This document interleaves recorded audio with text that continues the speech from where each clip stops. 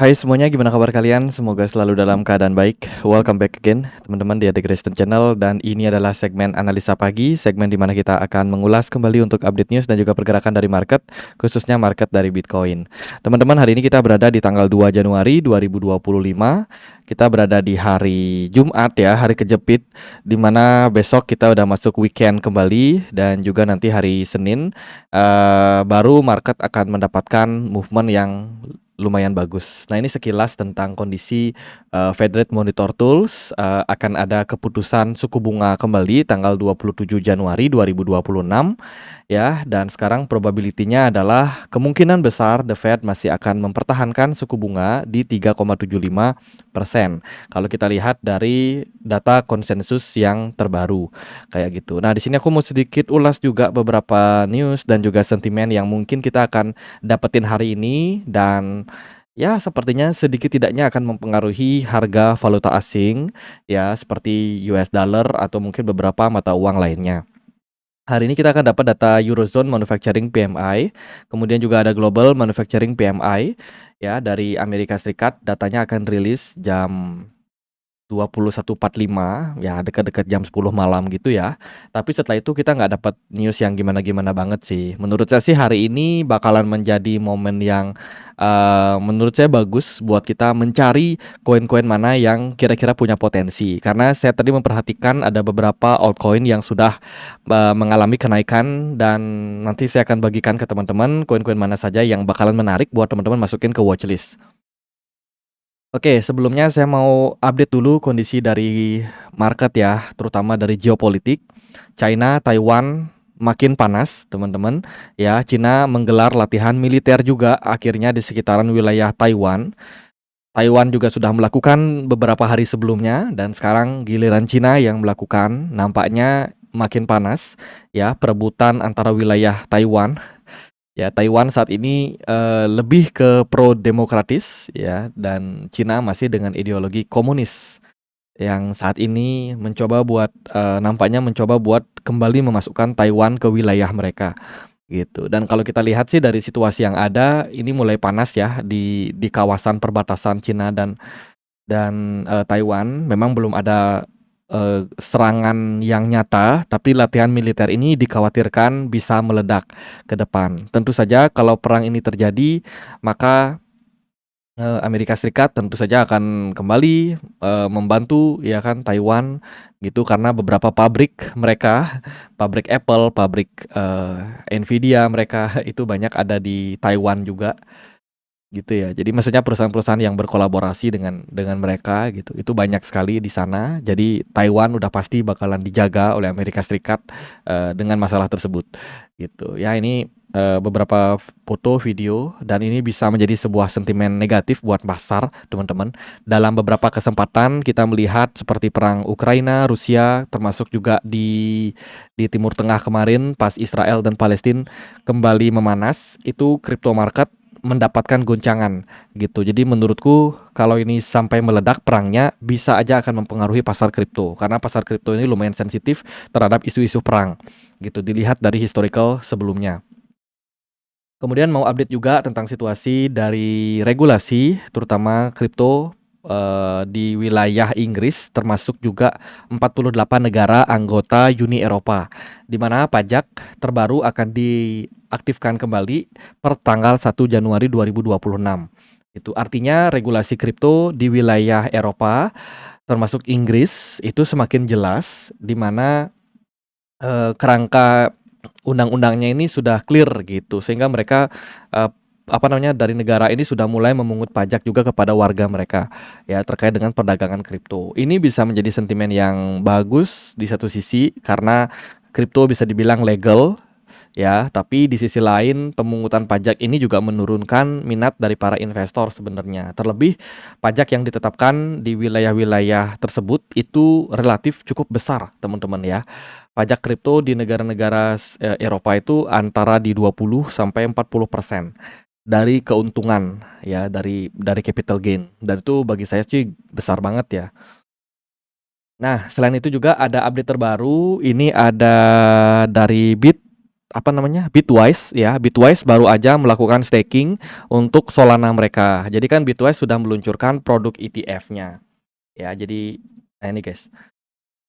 Jadi ETF Solana oleh Bitwise itu sudah diluncurkan dan memang secara akumulasi cukup konsisten kalau kita lihat walaupun terjadi penurunan ya, namun ini bisa dibilang merupakan sebuah support ya dari banyak hedge fund terkait dengan Solana ETF, dan belakangan ini juga inflow-nya terus masuk teman-teman. Data per 31 Desember kemarin menunjukkan bahwa terus ada inflow ya dari XRP ETF, Solana ETF, Dogecoin ETF, Chainlink sama Habar gitu.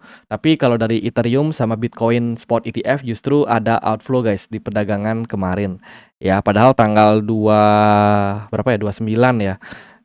30 lah ya. Ya 30 itu dia lumayan bagus, tapi belakangan ada arus keluar kembali. But it's fine I think. Pergerakan market juga overall masih tidak ada dump yang signifikan belakangan ya. Gitu. Kemudian juga ada berita dari Tether ya. Tether ini adalah penyedia USDT, dia kembali melakukan akumulasi Bitcoin guys. Kalau kalian lihat ini datanya, di mana baru saja kurang lebih 3 jam terakhir Tether membeli sekitar 8.889 Bitcoin ya. Ini total value-nya 778 juta US dollar gitu. Terus hari sebelumnya, 2 hari sebelumnya itu dia beli sekitar 661 Bitcoin. Jadi bisa dibilang Tether ini sudah kembali reakumulasi Bitcoin-nya secara berkala gitu. Menandakan bahwa memang institusi sudah kembali masuk ke pasar. Strategi tidak ada di S&P 500, tapi jika ada penurunan 7,5% pada tahun 2025 akan menjadikan sahamnya berkinerja terburuk. Nah ini guys, kritik terkait dengan sahamnya MicroStrategy ya, yang mana sahamnya turun 47% di tahun 2025 kemarin. Performance-nya bisa dibilang menjadi salah satu yang terburuk ke-6 ya di saham Amerika. Kayak gitu guys. Jadi penurunan tersebut juga bisa dibilang impact daripada berhentinya institusi FOMO terhadap saham tersebut, dan saham tersebut juga rencananya kan bakalan dikeluarkan juga ya dari MSCI ya, sebuah indeks dari Morgan Stanley yang tentu saja bisa menjadi acuan banyak investor untuk memilih untuk berinvestasi di sebuah saham gitu. Jadi ini sebuah kritik terhadap sahamnya MicroStrategy. Nah, ini sekarang sudah ada update data untuk Bitcoin monthly return. Ya, kalau kalian perhatikan dari kondisi kemarin, ini data per Januari. Data per Desember 2025, guys. Kalau kalian lihat dari Oktober kita udah merah ya Bitcoinnya, November kita paling crash, 17% minus. Sementara Desember oke, semakin mereda untuk tekanan jual. Dan what next guys, Januari kira-kira bakalan hijau lagi. Kalau kita lihat dari historical 4 tahun terakhir, hijau terus di bulan Januari. Moga-moga Januari ini Bitcoin dan crypto market yang lain ya dikasih lah kesempatan buat hijau dulu, mengingat kita sudah 3 bulan beruntun minus ya secara closing monthly gitu. Jadi ya ini yang bakalan menarik buat kita nantikan. Moga-moga ada good news. Against, Vitalik Buterin kembali nge-tweet Milady. Ini meme coin yang sering kali memang di-tweet ya, dan sekarang kembali teman-teman. Ada apa nih? Apakah Milady udah terbang duluan? Impact dari narasi tersebut gitu. Tapi ya itulah ya. Well, kita akan coba buat bahas Bitcoin teman-teman, karena pergerakannya lumayan atraktif saya perhatikan, walaupun secara bigger picture Bitcoin ini masih terbilang ya flat sideways ya, nggak ada movement yang menurutku terlalu signifikan sejauh ini. Namun meskipun begitu, pergerakan Bitcoin ini bisa dibilang lumayan bertahan lah ya dalam beberapa hari terakhir. Kembali Bitcoin naik ke 88.300. Dia masih bergerak konsolidasi di sini teman-teman ya. Masih konsolidasi, memang belum ada big move sama sekali. Namun kalau kita lihat dari faktor lain seperti total market cap masih stabil lah ya gitu. Terus juga kemarin ada inflow masuk ke total 2 lebih besar dibandingkan dengan total 1. Total 3 juga mendapatkan inflow yang lebih besar. Ini artinya adalah momentum penurunan Bitcoin dominance ini semakin terbuka ya untuk jangka pendek. Peluangnya bagus buat ke altcoin. Jadi mungkin Bitcoin dan Bcap lainnya bakalan sideways flat, tapi pergerakan akan lebih menguntungkan altcoin. Nah, sebelum kita bahas altcoin-nya, di sini saya mau kasih outlook untuk Bitcoin-nya dulu ya, teman-teman. Bitcoin selama dia masih ranging di atas level 85 itu masih oke, teman-teman. Masih akan sangat bagus buat kita nantikan next move-nya. Karena 85 ini merupakan level support yang menurutku bakalan penting buat selalu dijaga sama Bitcoin. Ya, selama Bitcoin masih berada di atas area tersebut, potensial penguatan itu masih cukup terbuka ya untuk arah selanjutnya pada Bitcoin gitu. Melihat closing daily kemarin kita close-nya merah, tapi menurutku close merah kayak gini ini menandakan bahwa buyer masih cenderung lebih strong dibandingkan dengan seller, guys. Jadi bisa dibilang ya sentimen market ini masih cukup bagus ya buat Bitcoin. Kalau teman-teman hari ini masih pegang Bitcoin, ya congratulations. Teman-teman mungkin belum cut loss ya. Moga-moga nanti dia dikasih kesempatan buat rally. Gitu. Ini arahnya udah mulai masuk ke tren yang lebih positif. Sementara dari beberapa jam terakhir, 1, 2, 3 kali 4, 12 ya 12 jam terakhir pergerakan Bitcoin ada rally dari sebelumnya dia ada di 87.500 naik ke 88.200. Walaupun ini nggak signifikan, tapi kenaikan ini bisa dibilang menunjukkan even kita dalam kondisi libur tahun baru ya, pergerakan Bitcoin masih bisa up. Artinya buyer ini udah mulai akumulasi, teman-teman. Ya, buyer udah mulai akumulasi secara bertahap, belum ada pump, tapi memang akumulasi itu cenderung konsolidasi atau sideways gitu. Jadi ya teman-teman boleh untuk selalu pantau untuk Bitcoin. Kemudian ya saya rasa itu sih buat Bitcoin. Untuk area support resistance terdekat ya buat Bitcoin. Yang pertama support kuatnya ada di 87.500. Boleh di take note dulu. Once ketika harganya bisa koreksi masuk ke range tersebut. Di sini ada trend line yang teman-teman bisa respect ya teman-teman. Kita lihat pergerakan sebelumnya Bitcoin ini cukup respect dengan area tersebut. Jadi bagiku 87.500 ini bisa banget teman-teman perhatikan sebagai level support ya buat Bitcoin gitu. Untuk resistance-nya yang terdekat di higher kemarin paling di 89.000. Kalau dia mau cari resistance yang lebih kuat, area area supply di atas itu kemungkinan ada di 90 ribuan. Sekaligus level 90 ribu itu adalah resistance psikologi untuk marketnya gitu. Ya itu paling buat Bitcoin. Buat Ethereum kurang lebih update-nya sama. Isi Ethereum ini masih dia flat sideways.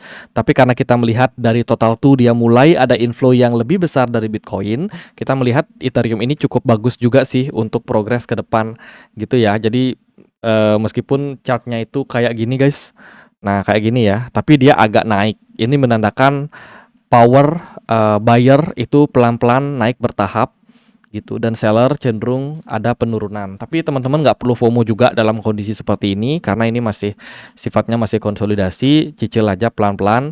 Misalkan teman-teman pengen buat ambil peluang buat long setup kah atau mungkin trading di spot dengan durasi beberapa hari atau beberapa minggu ke depan, ini masih bisa untuk dimanfaatin gitu, mumpung harganya belum terlalu naik ya. Solana juga kurang lebih sama. By the way, Solana sudah keluar dari dari falling wedge-nya di sini, tapi dia belum ada ledakan volume sama sekali. Overall masih ketahan di level $125. Menurutku sih ini masih konsolidasi banget ya. Kita butuh untuk melihat momentum yang lebih kuat ke kisaran area 130 baru Solana lumayan interesting gitu.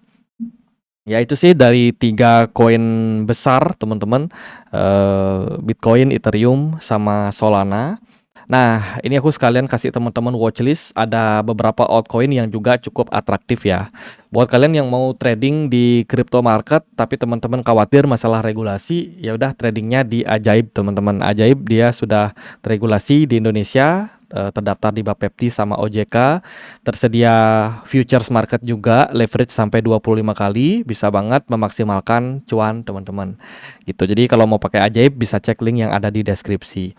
Nah, di sini aku baru aja kasih baru saja mantau sebenarnya beberapa altcoin yang lumayan perform bagus, teman-teman.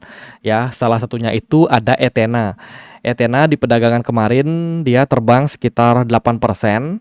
Ya, ini lumayan kenaikannya menunjukkan bahwa buyer kembali sudah masuk ke altcoin. Tapi nggak cuma ENA, ada juga Avalanche. Ini aku juga watchlist, teman-teman. Baru aja pergerakannya meledak 9% something. Terus nggak selesai sampai di sana, juga ada beberapa aset perpetual juga kayak misalkan Polkadot, Dogecoin, PP. Kalian boleh banget buat pantau koin-koin tersebut ya. Wait guys, nah nih kita coba buat lihat ya. Nah, kita coba lihat Dogecoin. Dogecoin secara pergerakan kemarin dia ada ledakan volume. Jika kita perhatikan di time frame 4 jam memang sudah sempat berada di level jenuh jual, dan sekarang kenaikan tersebut menurutku merupakan sebuah indikasi yang bagus. Artinya buyer sudah kembali masuk gitu ya. Secara teknikal di time frame daily-nya saya melihat ini punya potensi bullish engulfing closing pada hari ini. Jadi menurutku Dogecoin kamu bisa masukkan ke watchlist atau daftar pantaunya gitu. Terus yang kedua, PP juga menunjukkan indikasi yang sama, di mana PP dia melesat 18% dengan potensial divergence ya pada pergerakan chartnya gitu. Jadi kamu juga bisa pantau PP, nggak harus masuk sekarang karena kan ini sudah naik tinggi gitu. Paling nggak masukin ke watchlist dulu, nanti kalau dia ada koreksi kamu bisa maksimalkan. ENA juga seperti yang saya bilang tadi, di chart dia ada bullish divergence dan sementara ini belum ada ledakan yang terlalu signifikan. Jadi masuk ke watchlist ini boleh banget dipertimbangkan. Lalu juga Polkadot ya, Polkadot pergerakannya mirip kayak PP tadi. Ini strong bullish, teman-teman. Ya, dia udah naik sekitar 11% hari ini gitu. Next targetnya mungkin bisa ke $2,3 kalau memungkinkan ya. Secara structure juga dia udah mulai back to bullish dari dia falling wedge di sini, breakout, kemudian konsolidasi sebentar, cenderung koreksi, mempertahankan level 1,76, habis itu dia ngepump lagi ke 1,995. Ya, jadi ini udah naik sebenarnya. Kalau teman-teman mau memanfaatkan, tunggu dia koreksi sedikit, habis itu entry lagi. Gitu. Avalanche juga sama. Avalanche kemarin kita sempet sih buat cari peluang di sini, hanya saja dia udah breakout terus turun lagi ya, teman-teman. Hari ini dia udah ngepump balik, artinya buyer udah kembali take control. Lalu sedikit buat Cardano. Cardano dia agak sedikit lemah dalam beberapa waktu terakhir. Hanya saja di perdagangan kemarin udah mulai menunjukkan sellernya cenderung dikalahkan lah ya sama buyer, walaupun ini belum clear untuk closing daily-nya. Saya rasa sih hari ini bakalan menjadi interesting ya buat si Cardano gitu. Moga-moga dia bisa segera berbalik dari sebelumnya bearish turun ya kan, kembali reversal gitu. Nah, untuk tambahan yang lain yang masih powerful banget itu ada River, boleh dipantau. Kemudian Pendle juga boleh, secara structure Pendle ini bagus, uptrend ya. Terus juga apa ya, Aster katanya dia ada airdrop lagi, teman-teman. Menurutku sih stay away dulu. Hyperliquid dia ada unlock di dekat-dekat ini ya, dekat-dekat Januari ini kayaknya tanggal 5 atau tanggal 6 gitu, dia ada unlock token. Jadi otomatis tekanan jualnya akan besar. Ya itu sih. Kalau Light ini koin gorengan guys ya. Menurutku sih kalau udah altcoin ini rata-rata mulai naik, kurang-kurangin dulu koin gorengan, teman-teman. Kita fokus ke koin-koin yang punya market cap lebih besar dibandingkan dengan Light gitu. Ini parah sih ya. Kita kemarin memang sudah expect sebenarnya Light ini nggak bakalan naik tinggi, apalagi dia sampai ke 4,6 karena dilihat dari indikator smart money. Kalau teman-teman mungkin ikut live kita kemarin, smart money-nya itu nggak gede-gede banget, tapi harganya bisa pump gitu. Berarti ibaratnya dengan volume yang lebih kecil dia bisa naikin harga. Kalau seperti itu ya artinya adalah trennya itu tidak langgeng ya, teman-teman. Trennya itu sangat sebentar durasinya gitu, dan bener aja hari ini dia dibanting. Ya itulah. Stay away dulu dari koin-koin seperti itu. Oke, paling nggak gitu aja update kita kali ini, teman-teman. Saya nggak bisa lama juga ya, sebab setelah ini saya mau bawa binatang, ke dokter hewan, bawa kucing saya ya. Hari ini dia muntah-muntah. Sebelumnya juga mau ya olahraga, mau bersih-bersih rumah dulu, teman-teman. Jadi gitu aja. Tapi nanti nanti sore kita akan kembali update ke teman-teman ya. Kalau teman-teman ada yang request banyak banget nih altcoin, XPL, XLM, XRP. Bentar ya teman-teman. Besok nanti kita akan bikin live lagi. Don't worry, teman-teman jangan lupa untuk follow dulu akunnya biar teman-teman kalau kalau ada live teman-teman bisa dapat notif gitu. Yang di YouTube juga bisa untuk subscribe Andre Greystone Channel ya, kemudian loncengnya diaktifin gitu. Kita cukup rajin untuk bikin live. Dalam seminggu itu bisa 6 kali live ya. Pagi kita akan update sama teman-teman dan sore harinya atau malam itu kita biasanya bikin live gitu. Teman-teman bisa cek Andre Greystone on YouTube ya. Itu. Ya itu aja sih paling buat sekarang, semoga videonya bisa bermanfaat teman-teman, dan akhir kata saya Andre, makasih ya, see you guys.